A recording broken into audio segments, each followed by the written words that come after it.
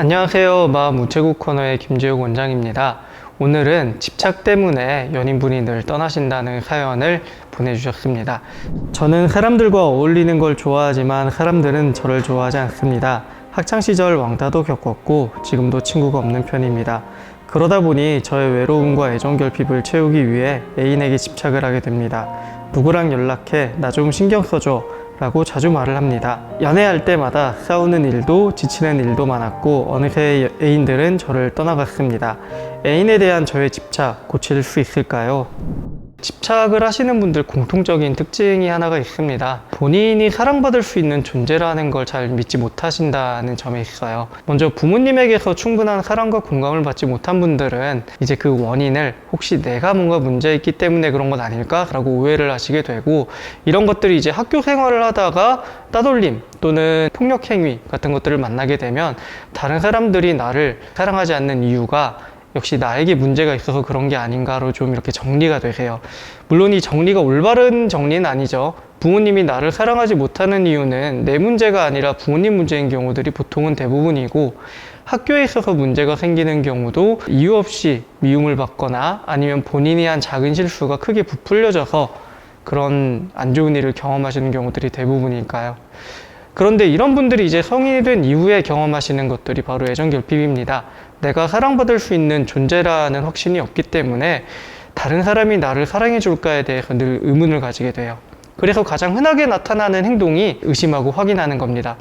사실 확인할 필요가 없고 관심을 가져달라고 얘기할 필요도 없는 겁니다. 나를 사랑하기 때문에 나와 연애를 시작한 거고, 나와 같은 공간에 있거나 나에게 얘기를 하지 않아도 그 사람 마음속에 내가 있다는 걸 알게 되면 굳이 이걸 내가 입으로 요청을 안 해도 되는데, 내가 사랑을 받을 수 있는 존재인가에 대한 의문이 있기 때문에 확인을 하게 되는 거죠. 그래서 이런 일들이 반복이 되다 보면은 결국에 또 굉장히 아이러니한 일이 일어나게 됩니다. 내가 사랑을 받기 위해서 요청하는 행동 때문에 내가 사랑을 받지 못하는 상황이 되는 거죠. 내가 그냥 가만히 있으면 사랑을 받을 수 있는 것들이 확인을 함으로써 사랑이 더 빨리 끝나게 되는 거죠. 그래서 이분에게 지금 제안을 드리고 싶은 건, 지금 만약 연애를 하고 계시지 않다면 혼자 있는 시간 동안에 본인이 머릿속에 어떤 것들이 떠오르는지 한번 정리를 좀 해보셨으면 좋겠어요. 아무 생각 없는 순간이 누구에게나 있는데 그 순간에 어떤 생각들이 이제 머릿속에서 떠올라요. 저 같은 경우에는 이런저런 판타지들이 많이 떠오릅니다. 5년 뒤에 갑자기 재난이 닥치면 내가 그 재난에서 어떻게 살아날까? 저에게 있어서의 그런 공상의 역할은 내가 그런 위험에서 잘 살아남을 수 있는 사람이라는 확신을 주는 그런 역할을 해주는 판타지인 거죠. 그런데 애정 결핍이 있는 분들에게 혼자 있는 순간에 올라오는 판타지들은 조금 달라요. 내가 완전히 고립되거나 혼자가 되거나 영원히 혼자 살 것 같거나, 혹시 그런 판타지들이 있다면 내가 왜 혼자 그냥 조용히 있는데 이런 판타지들이 떠오르는지에 대해서 고민을 해보시는 게 도움이 됩니다. 왜냐면 그런 판타지가 다른 사람과 함께 있을 때도 떠오르면서 내 행동을 조종하는 것들이 있거든요. 만약에 이분이 현재 연애를 하고 계시다면 예상을 하고 기록을 하고 피드백을 받는 이런 것들을 한번 시도를 해보셨으면 좋겠어요. 예를 들어 연인에게 연락이 오지 않아요. 그때 이제 내 예상이라는 게 있겠죠. 나를 잊거나 바람을 피고 있거나 이런 예상들이 든다면 일단 그걸 적어보세요. 적어본 다음에 늘 하시던 대로 확인을 하는 거죠. 지금 뭐해?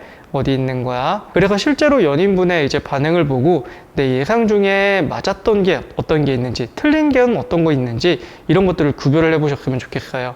어떻게 보면 이런 단순한 피드백 과정을 거치면서 내 머릿속으로 떠오르는 생각들이 그 중에 현실인 것이 얼마나 있고, 그리고 그냥 내가 과하게 걱정하는 것들이 어떤 게 있는지 정리가 될 거고, 이런 부분들이 정리가 되면 내가 평소에 떠오르는 생각들이 있더라도 지금 내가 걱정하는 것의 한 절반 정도만 현실이겠거나 생각을 하면서 마음이 좀 안정화되는 게 있습니다. 그래서 오늘 이제 집착이라는 부분에 대해서 왜 생기는지, 어떤 증상이 생기는지, 어떤 방식으로 조절할 수 있는지를 간단하게 설명을 해드렸어요. 오늘 사연 상담은 여기까지입니다.